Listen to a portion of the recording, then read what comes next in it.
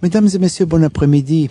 L'exposé que je voudrais vous présenter conjointement avec Sarah Benassi s'appelle « Les diplômés travaillant à l'étranger ». Tout cela porte sur un thème qui va aider la table ronde suivante.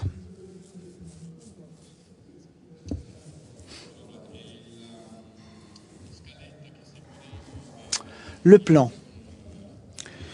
Tout d'abord, un cadrage des diplômés qui décident de travailler à l'étranger ou qui sont obligés de travailler à l'étranger. Ensuite, une description préalable du public dans le cadre d'une recherche menée par Alma Laurea, une enquête axée sur les diplômés travaillant à l'étranger. Encore un approfondissement sur des thèmes qui concernent les avantages, mais aussi les entraves et les perspectives, n'est-ce pas, futures pour les diplômés travaillant à l'étranger. Et finalement, à la clé, une analyse des réponses données par les diplômés travaillant à l'étranger, qui est donc question-réponse libre aussi sur les avantages du fait de travailler à l'étranger et les suggestions afin que l'Italie puisse mettre en valeur au mieux ses diplômés. Alors, cadrage. Nous parlons de diplômés qui décident, aller à l'étranger. Il y a des retombées positives, n'est-ce pas, dans cette conduite. La théorie économique nous apprend qu'il y a des pros, des avantages systémiques et les individus donc peuvent tirer profit de ces avantages. Ils peuvent acquérir des connaissances, des compétences relationnelles, soft skills de types différents, pouvant être développés aussi en Italie une fois qu'ils décident de rentrer. Mais il y a aussi des conséquences négatives, appauvrissement cognitif du pays et le manque de retour d'investissement que le pays enregistre suite à l'enseignement supérieur de ces jeunes. Toutefois, ce sont des sujets qui vont être approfondis dans le cadre de la table ronde suivante. Éléments de cadrage. Eh bien, ce sont des données de l'organisme statistique italien, ISTAT, pour ce qui est des Italiens à l'étranger, et nous voyons des valeurs qui font référence à des citoyens italiens diplômés d'au moins 25 ans d'âge. 2002, 14 500 diplômés ont quitté, 5 700 diplômés italiens ont décidé de rentrer. Donc, on a un solde migratoire négatif de 8800 diplômés. 8800. Il ne s'agit pas seulement de diplômés jeunes. Nous ne savons pas si la raison la plus importante, bien sûr, on peut envisager que ce soit comme ça. On ne sait pas si la raison principale est liée au travail.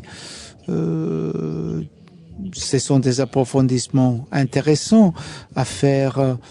D'aucuns pourraient dire qu'il s'agit de valeurs absolues, relativement faibles, ce qui est vrai. Mais comme données supplémentaires, on peut voir un cadrage en temporel. Et au cours de la dernière décennie, la dynamique de diplômés rentrés en Italie est stable, plus ou moins 5000 unités par an. Par contre, les diplômés qui ont quitté le pays ont enregistré une dynamique positive. De 2005, on a un solde négatif qui est de plus en plus négatif au fil du temps. Et il est arrivé à son pic en 2012. On ne peut pas extrapoler des choses de ces données, mais quand même, elles constituent un élément de réflexion. Voyons quelques données pour ce qui est d'Alma Laurea. À partir de maintenant, ce sont des données sources Alma Laurea. C'est le taux d'employés à l'étranger parmi tous les diplômés occupés dans les enquêtes Alma Laurea. Et ces années-ci, il y a une dynamique positive. L'année 2008, Donc la cohorte de diplômés 2008, on voit qu'au fil du temps, la probabilité augmente que les diplômés soient au travail à l'étranger. On parle de 2,7, 3,6, 5,3 à 5 ans. On va se concentrer à partir de maintenant sur ces 5,3 de diplômés, donc 3 plus 2. Il s'agit de diplômés qui ont achevé 3 plus 2, ou voire qu'ils ont achevé donc un diplôme cycle unique 5 ou 6 ans. Au premier chef, par un modèle de régression, nous pouvons voir les caractéristiques des diplômés, ce qui fait qu'ils aient plus de probabilité de travailler à l'étranger plutôt qu'en Italie. Et nous voyons que certaines sciences ont plus de probabilité de promouvoir cette situation. Il s'agit d'un choix plus répandu parmi les jeunes garçons, parmi ceux qui ont déjà fait une expérience à l'étranger pendant les études d'université, notamment dans les cadres du programme Erasmus. Ils étudient dans des universités du Nord, ils ont une note de diplôme élevée, ce sont donc des étudiants de très bonne qualité. Ils ne poursuivent pas le travail commencé avant le diplôme, ou bien ils ont commencé à travailler après l'obtention du titre. Ils sont plus disposés à voyager pour des raisons de travail, ils sont plus disposés à travailler à l'étranger. Et finalement, ils privilégient notamment la cohérence avec les études dans le fait de rechercher un emploi. Donc, en principe, ce sont des étudiants de qualité. Ils ont déjà montré dans leur choix d'études et dans leur souhait de travail, ils ont déjà montré une ouverture à l'étranger. Le même modèle nous dit aussi quelles sont les variables qui n'ont pas d'effet important sur la probabilité d'opérer ce choix.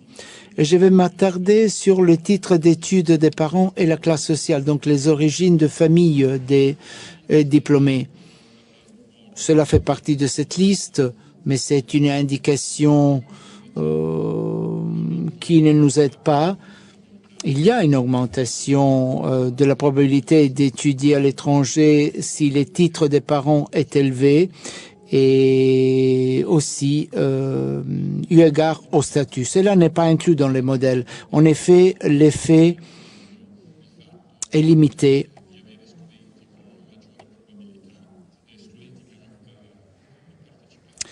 Donc, des étudiants qui ont participé au programme Erasmus ou qui ont une note élevée, eh bien, ce sont des facteurs qui ont un impact supérieur.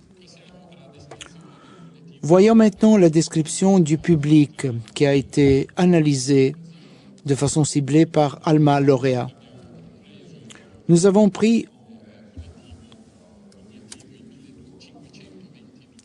522 diplômés qui, en 2013, 5 ans après le diplôme, travaillaient à l'étranger. Ce sont des citoyens italiens. Ces diplômés ont été invités à participer à une enquête en ligne. Un peu plus de la moitié a participé. Ensuite, on a pondéré ces chiffres dans le but de respecter la composition du public total pour ce qui est du genre, du domaine scientifique et de la macro-région où se trouve l'université de référence. Voyons quelques résultats. Tout d'abord, le type d'activité, la relation de travail. On peut mettre l'accent sur les deux premières lignes du tableau. À l'étranger, dans l'ensemble, il y a moins d'impact du travail que l'on peut considérer comme stable, mais cela est dû au fait qu'à l'étranger, il est rare que le diplômé ait un emploi indépendant, autonome. Par contre, on a plus d'impact sur sur un contrat à durée, sur un CDI. Il y a une incidence différente entre ceux qui travaillent à l'étranger pour ce qui est d'un emploi non standard.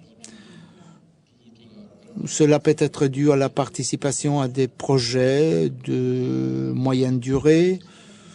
On voit qu'il y a des différences sensibles par domaine scientifique.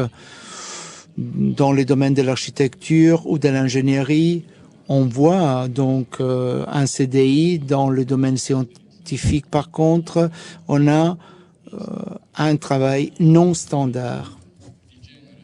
Il y a aussi des différences de genre. Les hommes sont privilégiés pour ce qui est de la stabilité de la relation du travail et nous anticipons de cette façon un déséquilibre de genre que l'on retrouve aussi, dans cette image.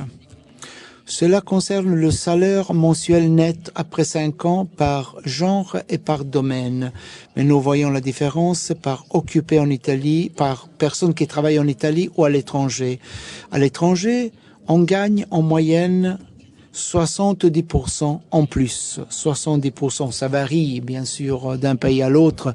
Cela varie d'un domaine à l'autre ou d'un secteur à l'autre. Nous devons considérer aussi que les différents pays ont des niveaux de coût de la vie différents. Donc il n'est pas facile d'interpréter ces différences, mais sans aucun doute, comme élément au préalable, nous voyons un avantage pour ceux qui travaillent à l'étranger. De ce point de vue, ceux qui ont plus d'avantages se trouvent dans le domaine de l'ingénierie, un peu moins dans les sciences humanistes, mais ils ont quand même un salaire moyen supérieur par rapport à ceux qui travaillent dans le même secteur en Italie. Et comme je l'avais anticipé, nous voyons un grand déséquilibre de genre. Les hommes qui gagnent en moyenne 24% en plus par rapport aux femmes. En Italie, la donnée est 28%, donc il y a une petite réduction à l'étranger, mais une légère baisse de cette disparité de genre. C'est une disparité qui continue d'exister même à l'étranger. Il faut considérer aussi que dans l'image qu'on vient de voir, nous avons tous les diplômés, indépendamment de la relation de travail, temps partiel et j'en passe. Et là, nous voyons des données axées sur un public un peu plus homogène. Seulement des diplômés qui ont commencé l'activité actuelle après l'obtention du titre et seulement des diplômés qui travaillent à temps plein, ou à plein temps, pardon. Une fois encore, architecture, ingénierie, là, nous voyons les salaires les plus élevés. Les sciences humanistes, par contre, c'est le domaine le plus faible. Nous avons encore une différence de genre un peu plus modeste par rapport auparavant. 18% en faveur des hommes. Tout cela est très fort dans le domaine de l'architecture et de l'ingénierie. Et maintenant, c'est Madame Binassi qui va vous montrer les autres résultats. Merci, Monsieur Gasperoni.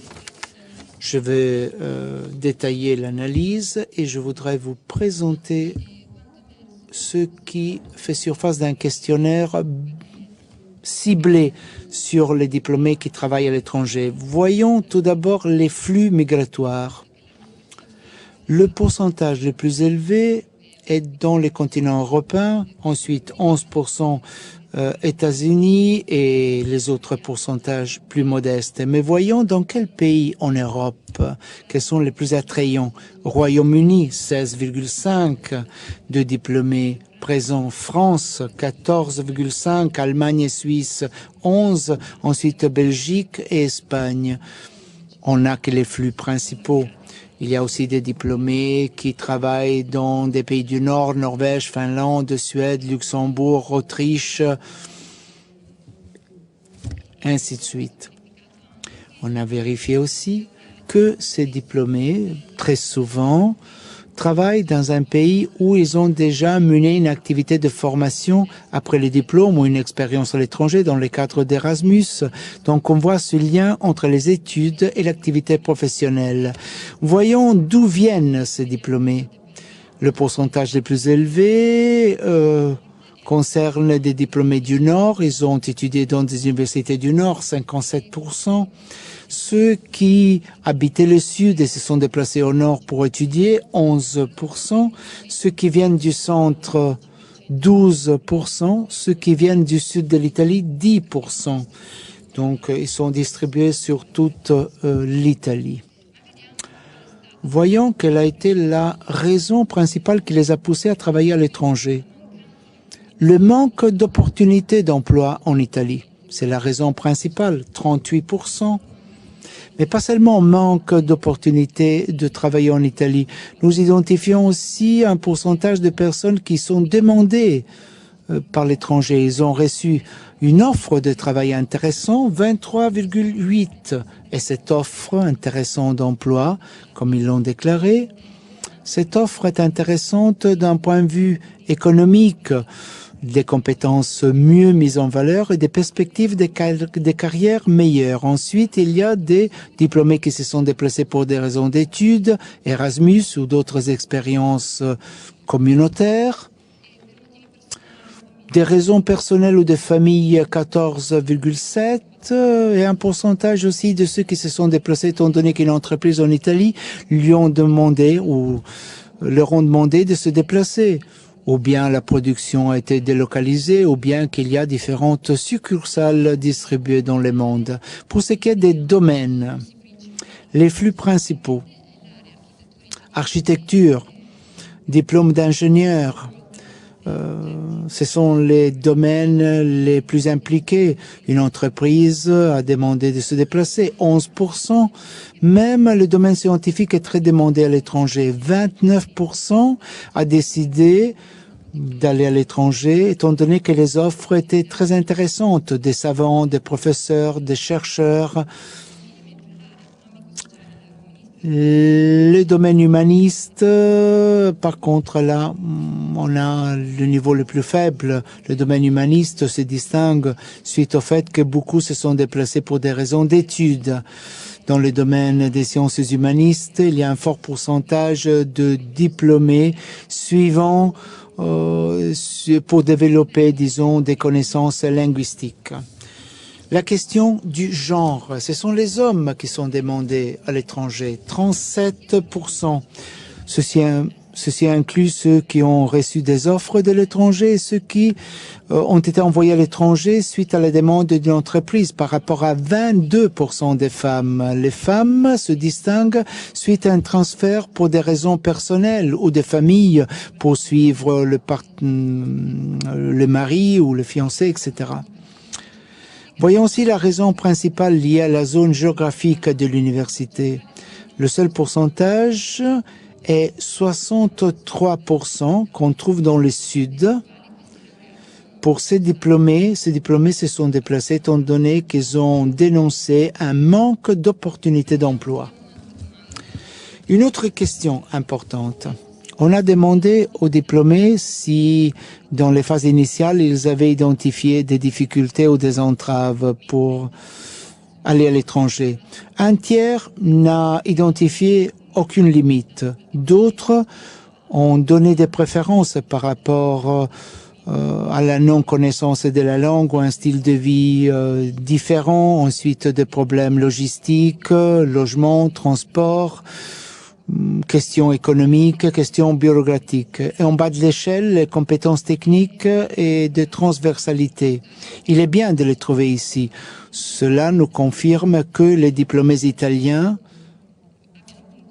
ont de bonnes compétences et donc ils sont mis en valeur à l'étranger. Il en va de même pour le domaine scientifique. L'ère humaniste, architecture, sciences d'ingénierie, architecture, ingénierie, hautes compétences techniques, quelques difficultés en plus par rapport aux compétences transversales. L'ère humaniste montre des manques pour ce qui est de compétences techniques ou transversales. Domaine scientifique, on a identifié des entraves pour ce qui est du manque de compétences techniques ou transversales. Ces diplômés travaillent dans quel secteur? Au niveau général, la majorité, plus d'un tiers, travaillent dans des entreprises étrangères. 29,6% multinationales, 24% universités ou centres de recherche, 7% dans des organisations internationales, très peu dans des entreprises italiennes à l'étranger. Les flux principaux par rapport au domaine architecture, sciences d'ingénieur, 43% de ceux qui travaillent dans des multinationales. Le domaine économique et social, notamment dans des organisations internationales, domaine scientifique, donc chercheurs, savants, scientifiques, notamment dans des centres de recherche et universités, 59%, et le domaine humaniste, eh bien, dans des entreprises étrangères, et tout cela n'est pas toujours lié aux études. Les hommes et les femmes. Les hommes travaillent dans des multinationales, les femmes travaillent dans des entreprises étrangères, mais aussi dans des organisations internationales. On a demandé aussi aux diplômés d'exprimer un avis sur leur niveau de préparation professionnelle vis-à-vis des collègues étrangers. 49% considèrent la formation équivalente. 42%, donc un pourcentage élevé, se considèrent plus préparés que les collègues étrangers. Parmi ceux-ci, nous voyons qu'ils ont développé une activité de formation après le diplôme, 74%. Donc, ils ont passé des stages après le diplôme. Ils se considèrent plus formés que les autres collègues étrangers. On a demandé aux diplômés quelles étaient les perspectives futures, s'ils pensaient finalement au cours des 5 prochaines années de rentrer en Italie. La réponse est très négative. 42% considèrent qu'il est fort improbable de rentrer en Italie. Peu probable, 28%. Très probable, seulement 11%. Il est intéressant de voir aussi le pourcentage de ceux qui ne savent pas encore quoi faire à l'avenir. Ils sont encore très indécis sur les possibilités que l'Italie pourra leur offrir dans le monde du travail. On leur a demandé, si vous allez rentrer, vous répéteriez le même choix? Eh bien, la presque totalité dit oui. Si l'on somme les différents oui, 98% pourraient répéter le choix d'aller travailler à l'étranger. Continuons l'analyse. Voyons 2 questions, réponses ouvertes. On a obtenu pas mal de réponses riches, intéressantes. Une question sur les avantages de travailler à l'étranger et ensuite des propositions pour la mise en valeur des diplômés en Italie pour enrayer la fuite des cerveaux. On a fait une analyse textuelle qui nous a permis de trouver des mots singulier, masculin, verbe infinitif pour en calculer des occurrences. Ces occurrences ont été associées entre elles et ce qui s'est dégagé, le voici. On voit méritocratie. Qu'est-ce que le pays étranger offre aux diplômés? Plus de méritocratie. Ces termes autour de méritocratie indiquent plus ou moins d'associations. Et on voit comment. Plus de méritocratie meilleure pour ce qui est du salaire, donc un salaire adéquat aux possibilités de ces diplômés, donc de mettre en valeur leurs compétences. Méritocratie qui peut déboucher sur des perspectives, sur des opportunités, sur un épanouissement professionnel, possibilités de carrière et croissance. Méritocratie surtout du point de vue de pouvoir s'investir dans la réalisation des jeunes. Voyons un témoignage de l'un de ces diplômés. Je vais lire À l'étranger, il y a une souplesse et une ouverture d'état d'esprit, le travail est dynamique, plus de méritocratie, l'organisation des travail est parfaitement, le lieu de travail est parfaitement organisé. Un autre mot a été carrière. Carrière, un mot très fréquent dans les réponses des diplômés. Tout cela est lié à mérite, à compétence, plus d'acquisition de compétences au début de la carrière, plus de mise en valeur sur la base du mérite, carrière du point de vue de plus de possibilités, plus de perspectives, plus de possibilités de travail notamment pour les jeunes, carrière sous l'angle académique, cela permet aux diplômés de pouvoir choisir le chemin de la recherche, de l'université, sans la crainte de pouvoir perdre l'emploi, carrière sous l'angle salarial. Donc, un salaire adéquat au coût de la vie, toujours à l'étranger, carrière sous l'angle contractuel. On peut avoir une sorte de stabilisation contractuelle même en début de carrière. Et ensuite, la stabilité. Cela vient aussi de l'analyse des clusters. Cela nous confirme que le mot stabilité est important. La stabilité offerte à l'étranger d'un point de vue contractuel, plus de CDI, stabilité meilleure, plus grande offerte à l'étranger, stabilité qui peut permettre aux diplômés d'avoir des perspectives à l'avenir et de mener des projets à long terme. Stabilité pour ce qui est du salaire. Et deux termes moins présent mais très significatif, on donne plus de dignité, plus de sérieux, plus de respect pour les compétences. La deuxième question posée aux diplômés a été la suivante. Qu'est-ce que notre pays devrait faire pour mettre en valeur les jeunes et enrayer la fuite des cerveaux? Voyons les mots les plus fréquents. Investir. Investir sur la recherche, université, éducation, culture. Investir sur les jeunes notamment. Investir pour développer les entreprises, pour leur permettre de travailler plus librement. Investir pour assurer l'excellence. Investir plus de ressources sur l'université, la recherche, donner plus de garanties aux jeunes.